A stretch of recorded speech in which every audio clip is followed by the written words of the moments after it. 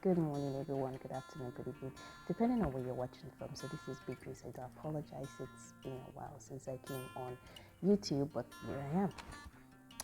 So before going anywhere, you know to like, share, subscribe, and click on the notification bell, and share this with as many people as possible that really can get better informed decision on how to immigrate to Canada.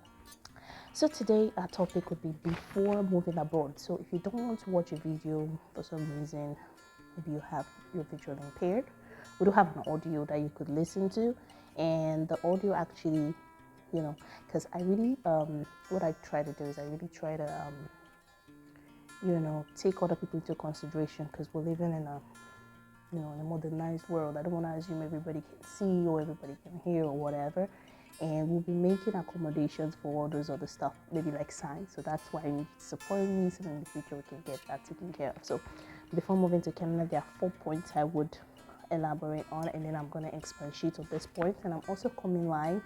So if you have any questions or concerns, I have like 3 questions I'm going to be answering on the YouTube channel. But if you have further questions, you can bring them up so that I can add those questions, the questions I have, and we can go ahead and talk about that on the channel. So number 1, before moving abroad, number 1, you need capital. 2, knowledge of the Canadian laws and rights. 3, you need to choose the right province, because the province you choose will determine to a larger effect. The province you choose will determine to a larger effect your success, and then take action. So the first one is capital. So people who are moving, and this is not just to people who are moving to Canada or to America or to any other country in the world, or to Australia or Germany, you need to have at least $10,000, because when you go to the country that you're looking to, say you're going to look into study, say you're looking to work, say you're looking to immigrate, you would need accommodation, you would need to eat, you would need to wear clothes, you would need winter jackets, you would need shoes, you will need, for students, you need to buy textbooks. So if you have, I believe, like, because I'm Nigerian, so I believe like when I first went to Canada, I didn't carry $10,000 in my bag, because that's not even allowed. You can't bring more than 10,000 cash dollars to the country. So what I did, I worked with the immigration consultant. So I'm currently partnering with Immigration Work and Study Resources. You can go check them up. I'm going to share the link in the description, so you could go to their website and see what we offer. And like I said, we're very affordable. We're very, very, very affordable, so nothing to worry about. We're less than like $1 million, and we do understand the situation of things in Nigeria. Now, prices will be going up in 2023, so please take advantage of our services. So where was I? So what I did was, the immigration consultant had a partner in Canada. So they had a partner in Canada. So what they did, my parents transferred the funds from their account to their account in Canada. So when I came to Canada, it was easier. Then they transferred the funds to my account, and I had to open a Canadian account in Canada. So how it works was, that's why you definitely need a consultant, or if you have a family friend, someone who you can transfer that money to, so that when you come to Canada, they can, transfer that money over to them. Okay? So you need capital, because you need to feed, you need to clothe, you need to transport yourself around, you need to buy books for students who are looking to study, and etc. Right? So you need that. And number 2, you need to have a sound knowledge of the rights and the law. And rights, definitely, everybody knows what rights is. Like, what are the benefits to me in a country? Like, what can I use to hold someone accountable if they abuse me, or if they misuse me, or if, you know what I mean. So for people who don't know what rights means, right? So you have student rights, you have tenant rights and landlord rights. You have occupational rights, like in the municipality. As a resident, you have a right to have a safe residence. You can't be in a place where there are terrorist attacks, shooting, and the province or the government is not doing anything about it. So you have a right to be safe in the province. As a landlord and tenant, there are certain rights you do have. I will leave a description, and I will leave a link to the description below. The Ontario, if you're going to Ontario, and each specific province have different rights and laws. So I will leave the link in the description. You can go ahead and read that link for your knowledge. Trust me, knowing a sound knowledge of rights and laws would help you a long way. There was a time I had an issue with a landlord, and then the landlord did not want to give me my phone. And then I told him, no, you can't say you can't give me my phone. So I went to the what's it called? I went to a paralegal service, and then the paralegal service gave me like a brochure of all the different rights. And I realized that if I was to sue the landlord to court, the landlord would be, he would, like, I would get a lot of money from him because he has no right to hold my phone. And you also have to know the rights though, because in Canada you have to pay the last rent and the first rent. You have to pay the first and the last rent up front, and if you want to leave, you have to give them, I believe, a 30-day notice or 60-day notice. So everything will be left in the description. But you need to know this, because you can't just get up and say, oh, I don't like this house, I want to move. No, it doesn't work that way. There are certain rights and laws in place that has to be imbibed before you can move out, right? And there are also certain conditions you can move out, right? So let's say the landlord is not taking care of the residents, let's say of the house, let's say there is rats, let's say these are things that are detrimental to you. That's why I say you have a right to live in a safe environment. So you need to have a sound knowledge. I know why I'm saying this. There's also rights for hospitality. So if you're going to the hospital, say the doctor is not treating you well, say there's discrimination in treatment, there is a right. So you need to, and Canada is right driven. If you don't know your rights, there's a high chance that you'll be abused. If you don't know your right, there's a high chance that people will misuse you. Even in the church setting, there are certain rights. But the church will be considered a business, right? So I just want you to know that. And then the third most important thing is the province. And I always talk about this. The province you go to will determine to a large effect, to a large extent, how you would succeed. So the reason I say this is the province. Number one in the province is the weather condition. Number two in the province is the immigration laws that surround that province. Number three in the province is the rights and laws. We're still going back to the same thing, right? So the province, and also the minimum wage. The minimum wage of every province varies. Like Ontario has the highest minimum wage. Saskatchewan has a less minimum wage, but then affordability of housing, affordability of feeding, affordability of clothing. These are things you need to put in place. And I'll be getting a workbook. A workbook will be coming up soon, so please bear with me. Okay, so like I said, affordability of the province is essential, right? And for those who want to immigrate faster to school, so I remembered there was a time I was in my second year, and there was this, he's watching me now, his name is Bright.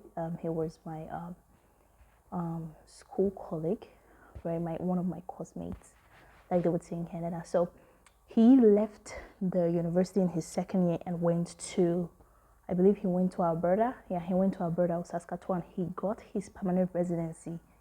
I believe on final year, he had already started processing his residency. But for me, I was still sitting down in Ontario to get my work permit, and then after getting work permit, I had to work 1 year, and then after 1 year, I had to process it. So the whole time delay and lag. But it's up to you. If Ontario works for you, definitely go headlong onto that. And then I usually advise that having the right province would actually help you a lot, especially when it comes to like housing, when it comes to transportation. It boils down to like a lot of things. Immigration is the big one. Also, if you want to bring your family, I'm going to leave the link in the description below. Manitoba is a wonderful province to immigrate to. They have something called exploratory visit, other certain conditions, especially if you're doing provincial nomination. Remember, provincial nomination gives you more points to enable you to immigrate better to Canada.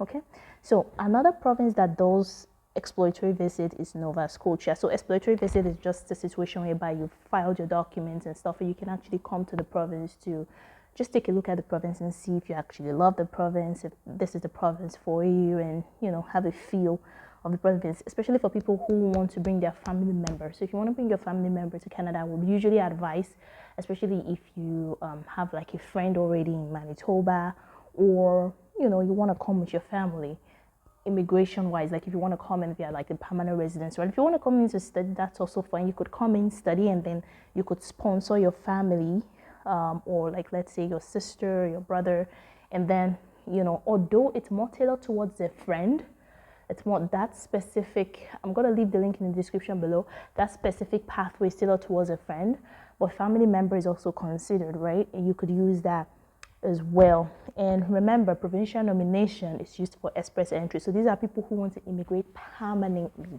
to Canada via the Manitoba provincial nomination. And then the last but not the least is take the leap. Okay, take action, take massive action.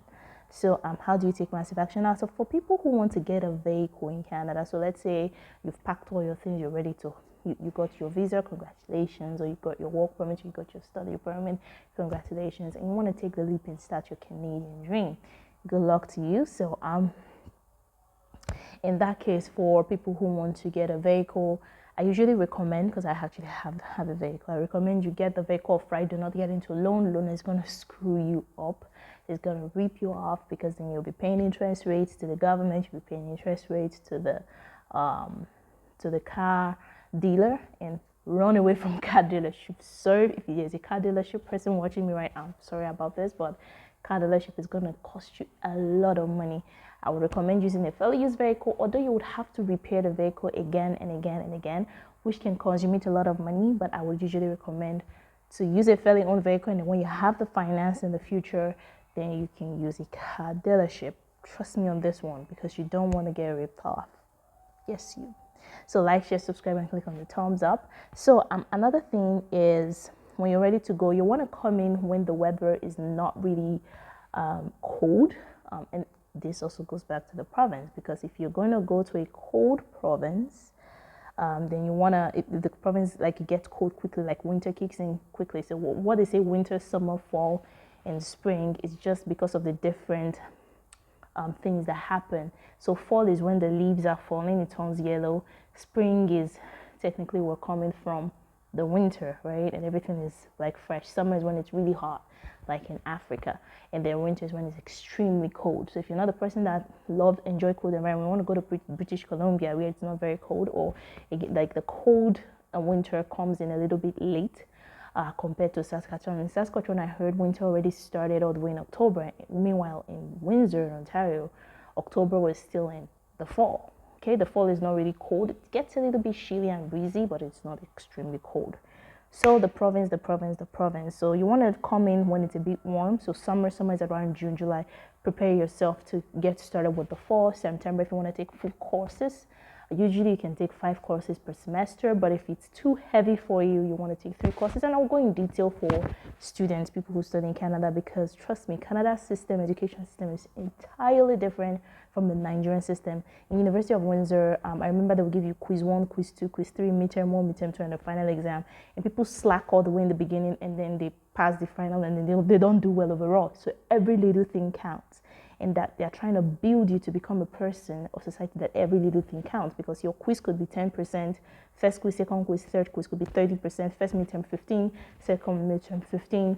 So that puts you in like 60%, and then 40% goes to the exam.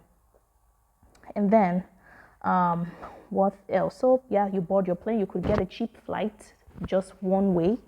You don't want to go and then come back to your home country, just going one way. So you get a cheap flight. There are tons of websites where you can get cheap flight. There's Hub Flight, there's cheap flight, there's Waka Now, tons of, and I'll put everything in the description below. And nobody's sponsoring this video. If Waka Now was sponsoring this video, I would have said that up front, but no one is sponsoring this video. But these are affordable websites that I've been able to, and hey, patronize our services. Canadian Immigration Worker Study Resources, we have all those taken care of for you, especially when you come into the country. When you come into the country, you will need someone to show you around, right? Even if you use Google Maps, you watch these videos, it's not going to be very helpful compared to having a buddy or someone following you from place to place and making life easier for you. I know we're all adults, but we still need a little bit of assistance here and there. Anyway, some people say, well, I'm going to figure it out. That's fine. But guess what? You're saving time when you have someone else helping you along the way. So thank you so much for watching till the end. All I want you to do is subscribe to this channel, like, subscribe, click on the thumbs up. I have a second YouTube channel, so if you're a music person and you enjoy gospel music, go ahead and subscribe on that channel as well. I'll leave the link in the description below. So summary, we talked about capital is important. The province you choose is very important. What else? Knowing your rights. So knowing the rights and the laws is very important, and taking the action and getting started on your Canadian dream. So like, share, subscribe. See you on the next video. I'll be coming live to take any questions you have. So leave your questions in the comment section. Thank you and have a great day.